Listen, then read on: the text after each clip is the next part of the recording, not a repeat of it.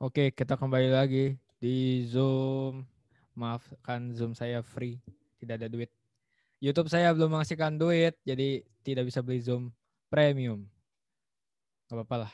Juga abis COVID kita kan collab-nya ketemuan. Masa lewat Zoom mulu? Oke, lanjut.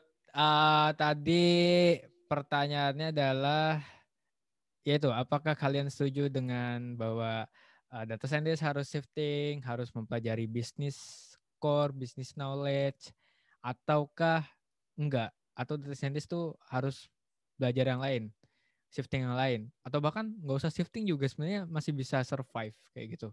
Silakan berpendapat, kasih pendapat kalian. Oke, kalau gue setuju. Jadi kan gue juga ikut bootcamp. Jadi gue bakal jelasin ya bedanya bootcamp sama kuliah. Siap. Nih, kalau kalau bootcamp, setahu gue tuh belajarnya emang benar-benar teknikalnya aja. Kayak misalnya belajar machine learning, ya udah machine learning aja gitu loh. Untuk misalnya analisis data, kita tuh nggak diajarin sampai ke situ. Jadi kayak lebih udahlah belajar sendiri kalau analisis data. Tapi kalau gue kuliah, gue tuh diajarin tentang tadi knowledge yang jadi nggak cuma bisnis aja, kayak gue juga diajarin fisika, gue juga diajarin biologi, tapi dua hal itu nggak wajib, cuma dua hal itu ngebantu banget buat gue cara analisis yang baik dan benar gitu, kayak tarik kesimpulannya itu sih. Tapi dan gue tuh setuju kalau data scientist itu harus punya kayak backingan lain gitu, jadi nggak cuma belajar tentang machine learning aja, tapi kayak pengetahuan lain, karena susah gitu kalau analisis cuma pakai pikiran kita doang. Jadi kita harus belajar dari banyak-banyak ilmu gitu. Oke. Nice. Lanjut. Ke siapa? Ya siapa yuk? Ya udah nih. Cap cip dulu. Cap cip cup. Ini ngitung kancing kagak ada kancingnya. Vicky. Aku deh ya Kak. Oh ya udah Angelin. Oh selamat kau Vicky. Ayo silakan Angelin. Bam. Oke. Kalau menurut aku setuju. Kenapa? Karena pemanfaatan data di ya kita mengolah data itu tuh selalu ada di berbagai aspek bisnis menurut aku. Oke. Ya karena gimana ya, di dalam aspek bisnis maupun kehidupan sehari-hari data tuh yang akan diolah menjadi sebuah informasi kan Kak. Betul. Nah kalau misalnya dari informasi itu bisa jadi solusi yang nantinya kalau misalnya di bidang bisnis, misalnya dari lulusan data science itu kan bisa masuk ke yang berkaitan dengan analisis data, itu kan bisa masuk ke marketing data expert, ya kan ya. Jadi kalau misalnya dia mengaplikasikannya juga dengan knowledge dia tentang bisnis, itu pasti akan lebih dia punya punya langkah lebih cepat daripada yang lain yang belum punya knowledge si bisnis itu. Karena dengan kita memahami fondasi bisnis, proses bisnis organisasi itu kayak gimana, kita juga nantinya akan ngerti pertumbuhan sebuah bisnis yang nanti datanya kita olah, kita kumpulin, itu tuh nanti strateginya gimana sih untuk ngembangin bisnis itu, atau gimana sih kita mengolah datanya untuk mengembangkan perusahaan itu. Jadi kayak dari bisnis itu bukan hanya belajar marketingnya atau finance-nya dan lain-lain, tapi juga belajar gimana melihat sebuah perubahan gitu. Karena kan di bisnis pasti kayak dinamis banget kan Kak. Betul. Jadi ya udah. Jadi kalau misalnya kita ambil knowledge bisnis untuk orang-orang data science itu pasti berguna banget gitu. Oke, nice. Oke, lanjut ke Vicky dulu aja. Kalau aku ya pastinya setuju ya. Tapi itu kembali lagi ke fokusnya kita. Kalau memang kita bekerjanya di perusahaan yang fokus di bisnis, pastinya ya harus ada gitu. Karena kan kita juga terlibat dalam decision making gitu. Tapi kalau kita misal di lapangan yang lain, misal kayak politik gitu ya pastinya juga kita belajar tentang politik seperti itu. Oke. Terus ya karena data scientist ya itu kembali lagi di decision making. Terus kalau misal tadi kan dibandingkan dengan bootcamp gitu ya, menurut aku sih nggak bisa ya dibandingkan dengan bootcamp karena di prodi sains data sendiri kita juga belajar mengenai bisnis seperti analisa bisnis atau teknik ekonomi gitu itu juga dipelajari dan mungkin yang dikatakan Vanessa benar gitu ya kayak yang dipelajari di bootcamp itu cuma teknik sedangkan di prodi sains data kan juga kita pastinya diajari buat kayak data storytelling gitu pastinya terus juga banyak hal yang lain gitu itu aja sih. Oke. Wah, thanks guys. Gue terbuka wawasannya karena apa ya? Prediksi gue hampir-hampir bener. Soalnya gue lihat yang tadi gue bilang, kenapa bootcamp tuh gue tuh selalu apa ya? Selalu penasaran kenapa bootcamp banyak tapi outputnya bisa dibilang dalam tanda kutip nggak bagus-bagus amat kayak gitu. Jadi kalah saing sama yang data scientist yang beneran data scientist gitu. Terus juga terkait yang bisnis juga, menurut gue juga tambahan dari gue sih, data scientist perlu belajar bisnis karena nanti kalau kalian ya tadi kerja misalnya di bidang perusahaan yang fokusnya ke bisnis, ke profit, data scientist yang nggak paham business knowledge itu nanti akhirnya menghasilkan suatu report, suatu decision making yang nggak bisa menghasilkan profit gitu. Jadi kayak perusahaan tuh gue ngapain hire lu kalau misalnya data lu tuh nggak bisa gue pakai gitu buat ningkatin profit gitu. Itu salah satu yang gue pikir oke, berarti emang data scientist tuh harus belajar bisnis. Dan benar kata Vicky juga ternyata data scientist juga ada konteks-konteks tertentu. Mungkin juga karena gue berdasarkan pengalaman gue experience di dunia kerja ya gue fokusnya ke bisnis dan gue baru kepikiran juga ya juga data scientist tuh belajar politik ya mungkin belajar kesehatan ketika mereka mau masuk ke dunia kesehatan atau bahkan data scientist yang gak usah belajar apapun core-nya aja technical aja itu bisa juga untuk riset gitu untuk dunia akademis pendidikan dan ya benar data scientist punya konteksnya juga selain bisnis. Oke, nice. Tapi gue ngingetin mungkin sekarang kalian setuju dengan pendapat gue, mungkin suatu saat kalian udah menemukan wawasan lebih banyak dan bisa meng-counter argumen gue. Itu sah-sah aja dan gue pengen banget bisa diskusi lagi kalian kalau misalnya kalian punya kontra argumen dengan gue karena jelas itu bisa memperkaya wawasan kita semua. Dan mungkin juga nanti ketika kalian udah lulus pasti banyak cerita, pasti banyak pengalaman, pasti banyak sesuatu yang udah kalian dapat selama 4 tahun di dunia sains data. Mabuk tuh 4 tahun. Dan mungkin kita bisa bisa discuss lagi, kita ngobrol lagi kayak gini ketika kalian udah lulus dari jurusan sains data dan memulai perjalanan kalian kayak gitu. Nah mungkin terakhir ya, kalau dari gue ya terakhir, kalau kalian nanti abis ini ada pertanyaan ke gue atau ada diskusi lagi ke gue, lanjut aja nggak apa-apa. Kalau terakhir gue sih gue pengen nanya selama 1 tahun ini, selama kalian kuliah di jurusan sains data walaupun baru, walaupun kalian angkatan pertama, jurusan tahun pertama, tapi udah kena COVID gitu, udah online. Yang nggak sih? Jadi ya mungkin ya tadi gue mungkin agak salah nanya ya. Gue tuh membandingkan dengan gue di lab, tapi kalian kan belum pernah masuk lab. Tapi ya jawaban-jawaban kalian juga udah keren juga. Oke, apa kesan dan pesan kalian untuk mungkin mahasiswa baru yang tertarik dengan sains data atau calon mahasiswa yang tidak tahu milih jurusan apa dan kenapa kalian nyaranin untuk menjadi sains data dan ya kesan kalian kayak gitu. Silakan.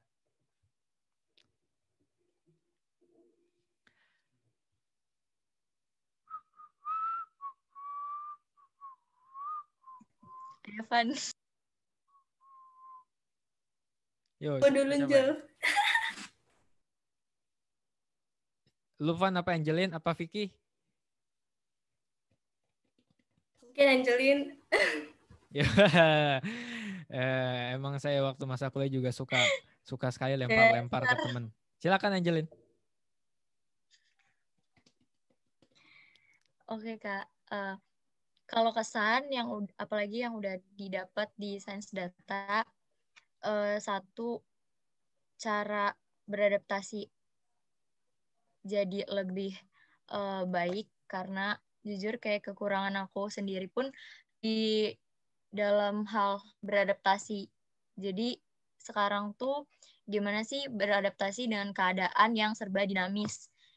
Misalnya kita tuh ada tugas tapi online, tapi kelompok, tapi anaknya ngilang. Pokoknya semuanya tuh dipelajarin kayak satu paket. Dari teori iya, dari keadaan juga iya, dari situasi juga iya.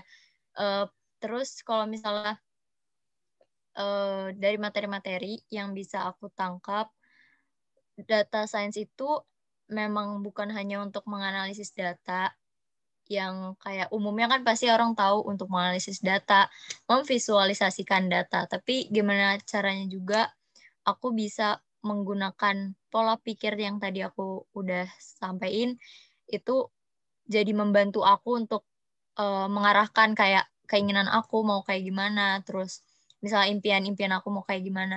Itu tuh membantu banget Kak, karena dari aspek-aspek cara pikir kita tuh jadi ikut kebawa sama gimana kita belajar, gimana kita ngatur waktu dan lain-lain. Terus kalau untuk pesan ke teman-teman yang masih belum tahu jurusannya apa, kalau pesan aku sih, prinsip aku gini Kak, kalau misalnya mau melakukan apapun itu nggak ada yang sia-sia. Jadi kalau misalnya kalian misalnya mau ngelakuin satu hal yang kalian tuh ragu-ragu, udah lakuin aja, terobos aja gitu. Kalau di data science juga kita hampir anak-anak kayak semua kayak gitu deh. Udah kita nggak punya knowledge dasarnya sama sekali, tapi ikut lomba ya ikut lomba, udah terobos aja. Karena itu nggak bakal sia-sia gitu. Jadi kalau misalnya tertarik sama data science, yuk diperdalam. Tapi kalau misalnya masih kepo-kepo, masih kayak belum tahu, yuk cepetan diyakinin gitu. Udah itu aja Kak. Oke, nice pesan. Lanjut.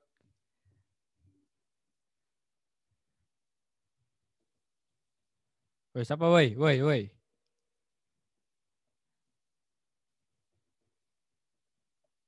Woi, ya ampun. Yo, Vic, silakan. Vanessa emang kayak gitu, kampret emang dia. Oke. Kalau aku sih kesannya ya walaupun sekarang lagi pandemi dan kuliahnya online, ya lumayan lah hubungan antara mahasiswanya lumayan gitu. Walaupun aku juga nggak terlalu aktif banget bersosial media gitu, tapi walaupun aku minta bantuan ke mereka, pastinya mereka bantu gitu. Terus juga di ITTP ini dosennya suportif gitu. Kalau misal kayak kita ikut lomba kayak gitu, pasti ditawarin buat bimbingan dan lain-lain. Terus juga pastinya mereka nawar-nawarin lomba kayak gitu. Mungkin di universitas lain mungkin sama ya, tapi ya aku cukup itu sih suka banget. Terus kalau pesanku buat maba atau camaba gitu atau orang-orang yang masih pengen tahu tentang data science gitu ya, jangan ragu-ragu buat belajar sains data gitu, karena di sini kita juga luas banget gitu ilmunya, pastinya apa ya, bisa menjadi sebuah perjalanan yang panjang gitu buat mengisi keseharian kita gitu. Itu aja sih. Oke, good. Oke, yuk kita lanjut ke pertanyaan selanjutnya. Kita lupakan saja Vanessa. Yo, silakan Van. Keluarkan. Kalau gue sih apa ya, kalau kesan mungkin gue banyak banget belajar di sini, buat belajar buat berani kayak tadi Angelin bilang, kayak mau ikut lomba terobos aja gitu, kayak itu tuh juga didukung sama dosen, jadi kayak menurut gue itu kesan yang sangat baik. Yang kedua, pesan buat maba mungkin ya, Kalau buat maba tuh jangan takut. Jadi awalnya gue juga takut nih sama programming, juga beberapa anak SMA tuh nanya ke gue kayak programming tuh susah nggak sih kayak gitu loh, kayak mereka tuh pengen cuma mereka tuh takut di ngoding. Padahal waktu semester 1 gue tuh nangis gara-gara laptop gue nggak bisa, tapi kayak sekarang tuh kayak malah biasa aja gitu kalau ada error atau ketinggalan. Jadi kayak nggak usah takut aja, namanya juga belajar nggak sih? Betul. Oke, makasih untuk kesan-kesannya, dan ya dari kalian gue setuju semua tentang tadi gaspol remblong apapun terobos aja, prinsipnya Angelin. Karena gue juga waktu dulu pengalaman gue lomba, gue nggak bisa Arduino, gue nggak bisa IoT, gue nggak bisa augmented reality. Tapi waktu itu gue bablas aja, gue ikut lomba augmented reality, gue ambil anak fisika karena gue teknik fisika, gue pengen bikin augmented reality untuk pembelajaran fisika. Terus gue tarik anak fisika murni, gue ajak aja karena dia yang paham konsepnya. Gue waktu itu lombanya kayaknya gue hamin 2 minggu tuh gue belajar bikin augmented reality. Aslinya jelek banget. Aplikasi gue tuh sampai 200 mega. Bayangin 200 mega cuma bisa nongolin panah vektor. Lu tau kan panah vektor ini? Ya gitu yang 3 dimensi panah vektor. Udah gitu aja. Dan gue ya alhamdulillahnya gue menang juara 2 kan. Tapi intinya tuh kayak udahlah gue pengen nyoba gitu. Ini pengalaman baru, augmented reality tuh kayak wah gila teknologi masa depan. Gue pengen tahu rasanya gimana, gue pengen tahu ngodingnya secapek apa sih gitu.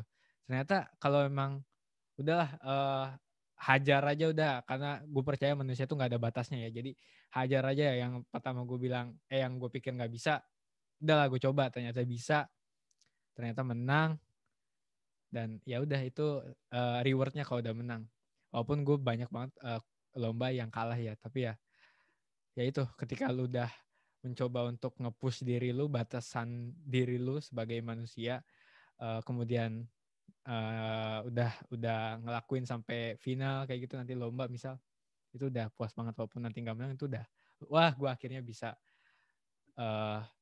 melawan gitu. Nah terus dosen suportif juga setuju nih dari Vicky. Dosen suportif itu sangat diperlukan di kampus manapun. Karena gue ngerasa sendiri skripsi yang mendapatkan support dari dosen tuh sangat membahagiakan.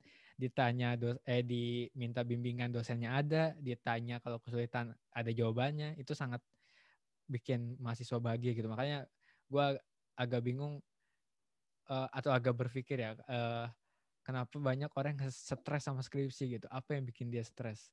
Karena ketika lu udah punya topik yang sesuai keinginan lu dan dosen lu suportif, skripsi lu tuh udah gak bakal sedih dah, gue yakin. Pasti bahagia. Apalagi punya teman-teman di sekitarnya yang support juga. Oke. Dan terakhir, jangan takut ngoding. Bener kata Fani, jangan takut ngoding. Gua teknik fisika men. Gue dari SMA sampai semester 7 gak pernah sama sekali ngoding. Terus sekarang kerjaan gue full 100% ngoding. Terus gimana coba? Gue cuma belajar 6 bulan.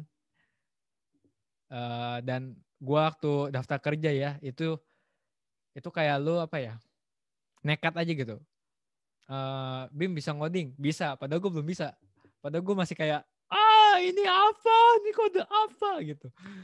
Tapi ya nekat aja gitu. Dan ketika diterima kerja, walaupun kayak merinding gitu ya. Aduh, gue kalau misalnya ketahuan gue nggak bisa, mati nih, gue dipecat. Tapi nggak, asalkan kalian belajar dan punya keinginan kuat untuk belajar, apapun tuh bisa. Ngoding yang sedemikian menakutkan easy gitu, langsung beres ketika kalian punya self learning atau kemampuan belajar yang kuat kayak gitu. Dan ini gue punya salah satu buku, mungkin bisa jadi referensi, ini kemirang ya. Pokoknya tulisannya Testing Business Ideas. Ini bukunya keren dan ini berwarna juga jadi agak informatif gitu. Enak banget deh apa namanya. Berwarna gitu. Tapi ya ini buku impor jadi agak mahal. Tapi mungkin kalau kalian emang tertarik apa sih namanya? Pengen menerapkan data scientist di bidang bisnis, mungkin kalian bisa beli buku macam-macam kayak gitulah. Itu saran dari gue sih. Saya tidak promosi kawan-kawan. Tapi kalau si penerbit buku ini mau meng-hire saya untuk untuk menawarkan, untuk endorse bukunya sih boleh. Saya mau. Oke. Oke, itu sih kalau dari gue udah kejawab semua penasaran gue dan diskusi gue tentang data scientist. Kalau dari kalian ada yang ingin ditanyakan ke gue atau ada yang ingin ditambahkan dari diskusi kita sejam ini, silakan monggo. Sebelum kita tutup.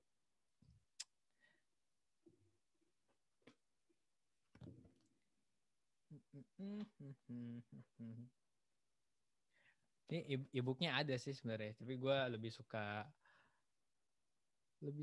apa sih namanya? Lebih suka buku aslinya aja, fisiknya. Karena bawa buku, saya mabok bawa buku. Oke. Nggak ada yang ditanyakan? Fanny? Angelin? Nggak ada. Vicky? Pesan gue cuma mungkin kalau lu bukunya udah nggak dibaca, mungkin buat gue aja. Oh, tidak ada dong, tidak bisa. Semua buku ini saya arsipkan. Beli dong, Bambang, beli, ganteng. Di Lipgen juga ada kok. Jadi sementara pakai Lipgen aja cukup sebelum kalian punya uang untuk beli buku fisiknya. Oke. Ya, pokoknya semua buku gue sih gue arsip karena kapan-kapan tuh gue selalu kalau masalah buku tuh gue selalu apa ya? Walaupun gue nggak baca sekarang, tapi biasanya tuh ke depan gue akan butuh gitu. Jadi buku tuh suatu yang ya kayak gitulah. Gue nggak mending sih kalau gue nggak megang HP sama nggak megang buku, gue mending nggak megang HP gitu. Oke. Vicky ada pertanyaan, Angelin ada pertanyaan atau ada tambahan? Tidak ada. Oke, nice. Thank you semua guys atas diskusinya malam ini.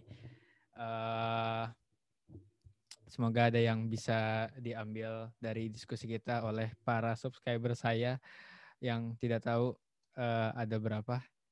Biasanya nonton tuh 18, nggak tahu tuh 18 orang itu 18 view itu yang nonton satu orang 18 kali atau 18 orang. Nggak, saya optimis bahwa itu 18 orang. Nice. Makasih 18 orang yang udah nonton. Sekali lagi semoga video ini bisa bermanfaat buat lu semua. Thank you udah nonton video YouTube gua dan sampai jumpa di video-video gua selanjutnya. Goodbye. Thanks Van dan thanks Angelin dan thanks Vicky. Kalian kalau mau di sini dulu boleh. Kalau misalnya mau live langsung boleh. Gua stop dulu ya recordingnya.